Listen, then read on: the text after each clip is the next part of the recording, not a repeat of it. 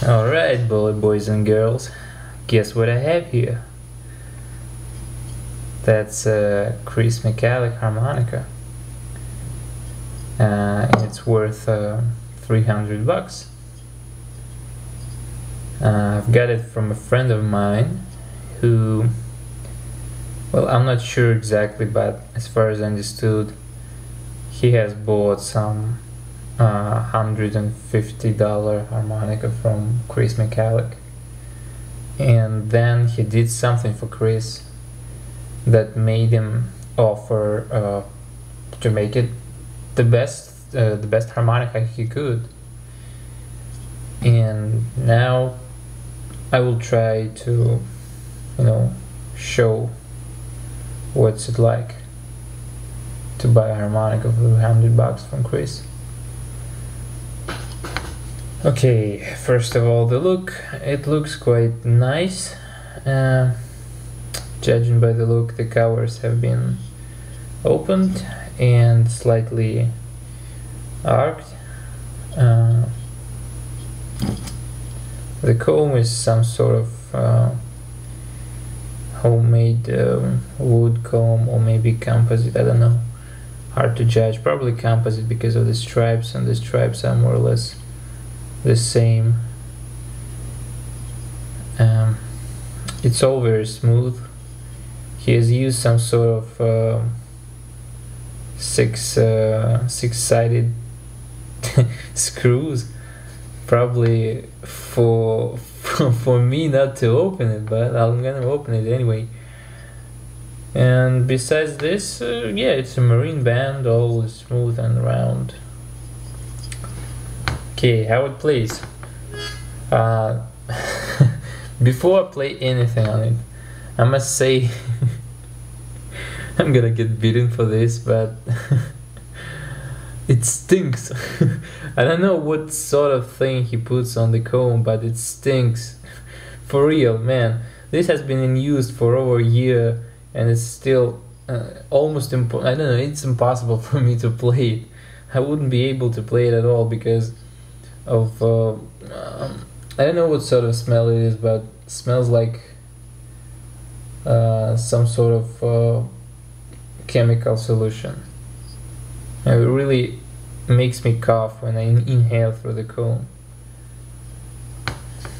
So don't get me wrong, I mean, if for example you go on a date with a girl and say your socks stink and then she says goodbye, is it because of you or because of your smell? So it's not me or anything, but it just smells.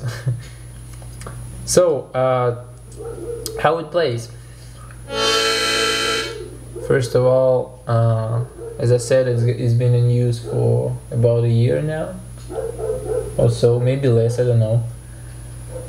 And the tuning, looks like it has been tuned to equal temper.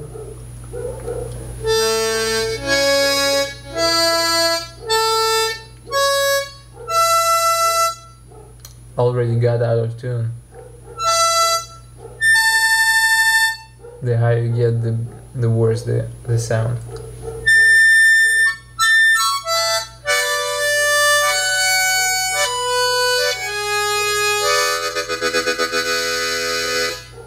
The draw side is more of a compromised tuning, but the blow side is definitely more close to equal temper. I don't know, I haven't checked with the tuner.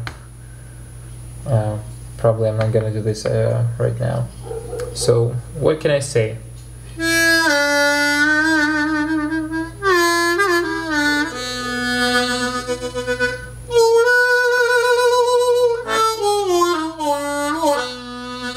Well, the draw notes on the bottom half, if I not take into consideration awful smell, they're very responsive. Oh, the blow and the draw notes, well, they respond fast. Very responsive. Overbends? Overbend on hole 1 is sucks. I would say maybe the gapping has changed over time. I'm gonna check when I disassemble it, but as it is, it sucks. Overblow on hole 4 is in general okay, but there's one thing that I personally avoid while making custom harmonicas. When I try to bend it up, it begins to bend, but at some point it drops off. Let me explain this and let me demonstrate. Overblow begins,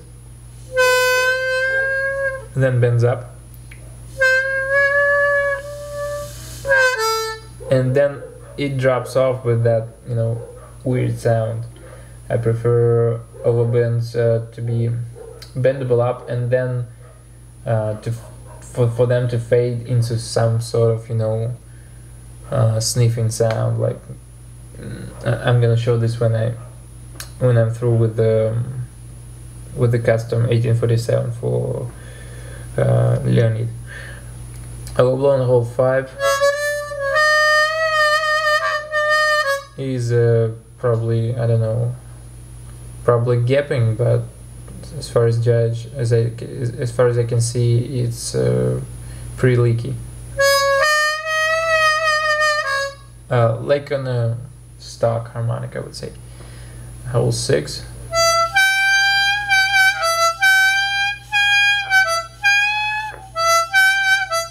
It's okay as far as air tightness is concerned, but what I don't like is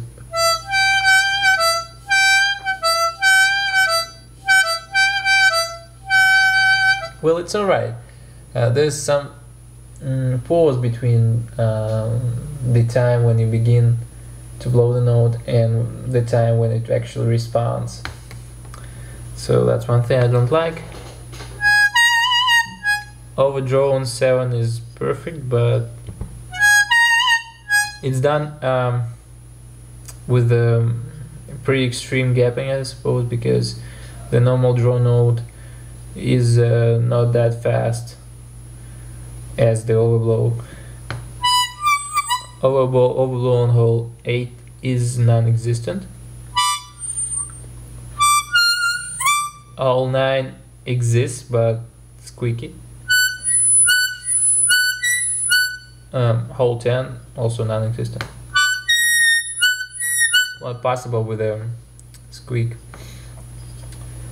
In general, frankly speaking, I'm quite puzzled with it.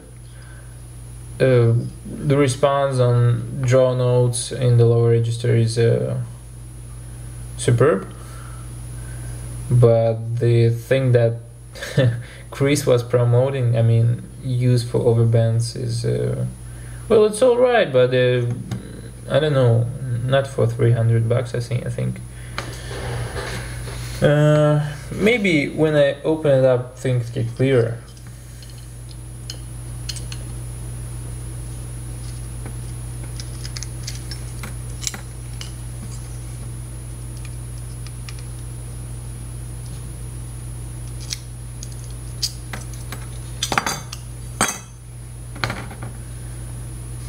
So what I see is let me disassemble it completely. Let me check the gapping. Well, gapping on hole 5 is alright. It looks fine to me. I don't know why the overbend is not stable. I've also uploaded some close-ups to the forum, and you can check them out as close-ups of reeds and also see-through pictures to see tolerances. I don't know why he used non-standard screws instead of normal brass screws. This doesn't look like a composite comb to me. Or maybe it is, I don't know, hard to judge. Yes, it's definitely the comb that stinks. So I can see a pre-used reed plate with some embossing. It has been done near the rivet on all holes, and I also can check this.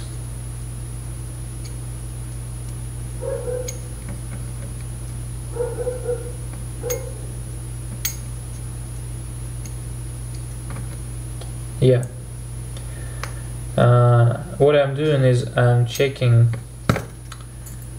I'm not centering any reeds right now, but instead I'm decentering it. I'm checking how easy the reed gets out of center, and they move and swing around pretty easy. So I can make a supposition that one of two things are correct. First, the reeds have been swung around for full slot embossing, or the reeds have been removed completely and then put back. The drawback of this method is the reed gets very loose. It gets out of center very easy, extremely easy. For example, right now I can't center it correctly because it's too easy to move it to one side and to other side.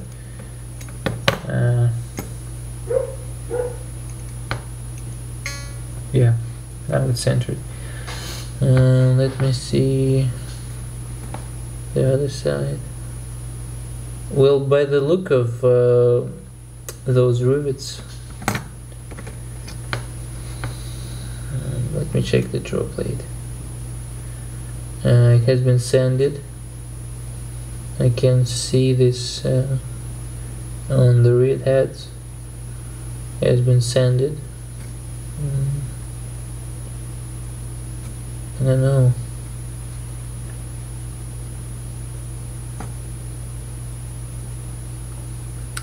I'm trying to check if reeds were actually removed and then put back. Well, some actually do look like this. I think the blow plate showed this with a bit more detail.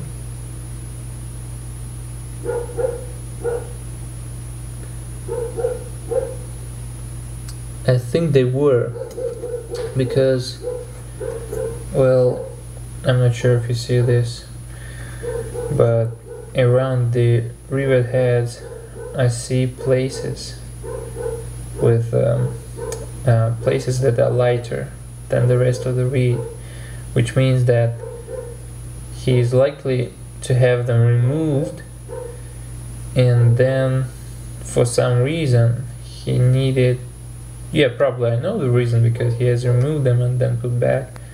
He has filed those spots near the rivet. So as I said, this makes reeds very prone to swinging around, and then reeds get out of center very easy.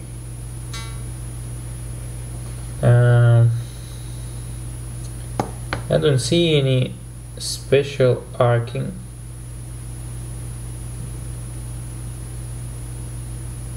No. The reeds are flat. The blow reeds and the draw, well, the draw reeds up to reed 5 actually have some sort of curve, but not too much. And I see that, as I said, hole number 7 gapping is way too low, so I'm gonna increase it right now, just a little bit. Not too much. What I also see is that the reeds, let me check the color. I have reeds from all areas. Yeah, those reeds come probably from the 70s, judging by the look. Or maybe I'm just mistaken. Maybe newer reeds were also pinky. So I can see that full slot embossing has been done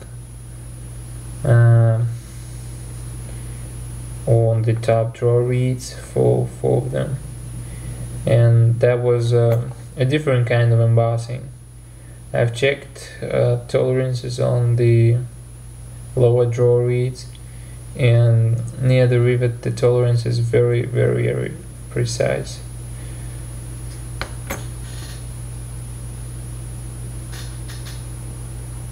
Yeah, definitely he has removed the reed, and then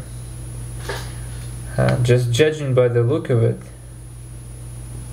he hasn't done that type of embossing that I've shown, advanced embossing, because the embossing marks are very, very thin. So I assume that he has embossed the whole slot, then put back the reed. While on the top, for some reason, he has applied some extra embossing with a different type of technique on the top 4 reeds. And then I'm puzzled, because overblow 8 is non-existent. Probably I'm gonna lower the gapping and see what happens. And also the blow reed tolerances are quite precise.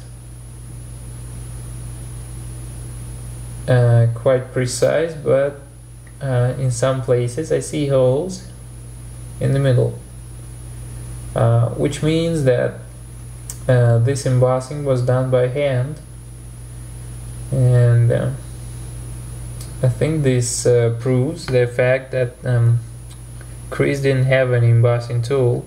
I mean that it was done by hand. That's what I mean.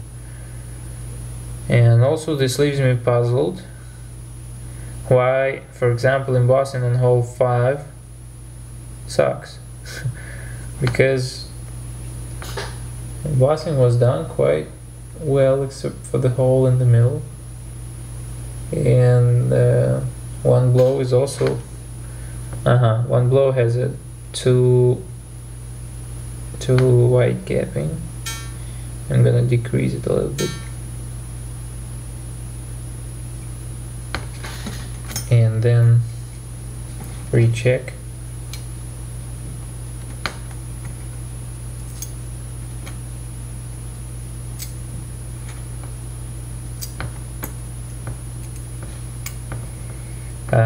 The harmonica that Leonid got from a friend of his was also done by Chris for $300, and it was actually done in quite a different way.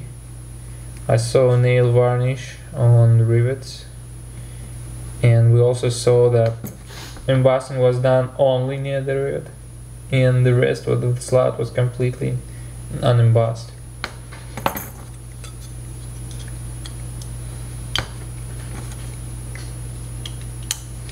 And both of them are quite detuned.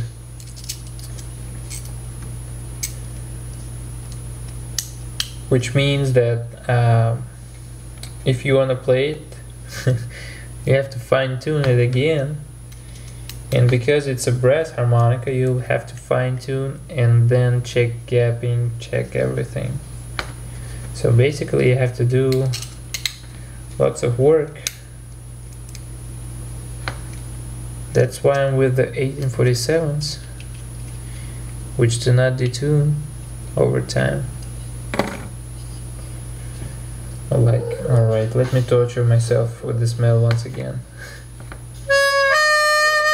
No, hole 5 sucks as before. hole 6 is alright. No, overblow on hole 1 is awful. Haha!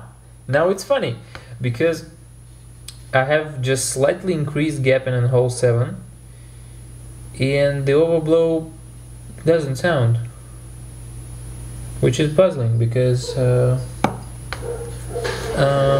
let me bring something to you.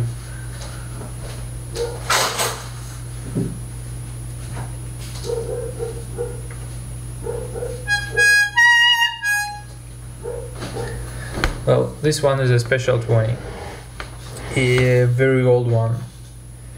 What I'm gonna show is this. Overblow on hole 7, and I'm gonna show what sort of gapping. I'm pretty sure that gapping is very high.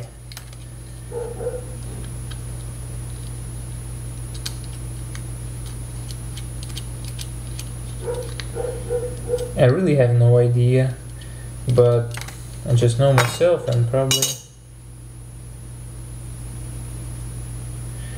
no, gapping is quite low here. Anyway, back to Chris harmonica. Well, what I mean is that sometimes I made instruments with high gaps that didn't have overblow problems, but this probably is from a different period.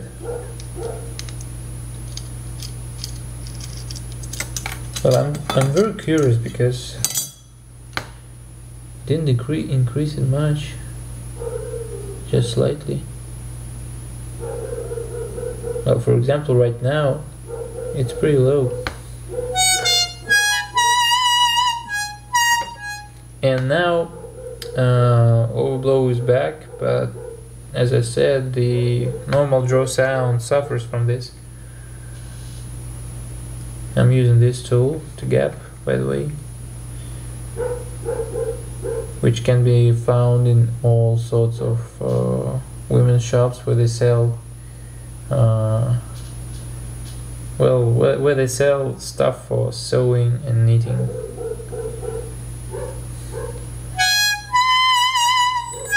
Well, I don't know what's wrong with this.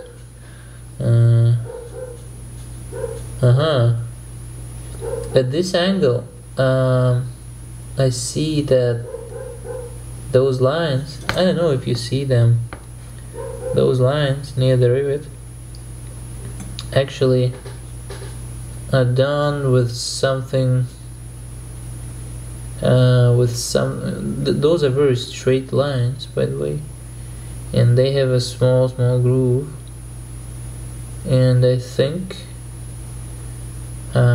they were done with a glass cutter. That's what I can assume, but I'm gonna tell for sure maybe a bit later when I play around with it.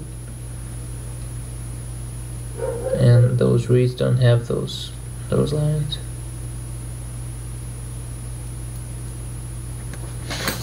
I don't know, I'm not sure. I don't know, overblown hole 9 with pretty low gapping is still not alright. Well, I can assume that this harmonica was played much better when it was produced, because after some time brass is very prone to changes in gapping and all other stuff, and I can also assume that the centering of those reeds have changed, because it was shipped to me over airmail, and those reeds were removed and then put back, and for that reason they, as I said, they swing around much easier. So that's what I can say about this harmonica at this point. Probably I'm gonna tell you more, but I need time to check and examine it. As I said, the close-up pictures are on the forum, you can view them. Maybe you'll see something I don't see, but so far with the first getting acquainted with the instrument, that's what I can tell you.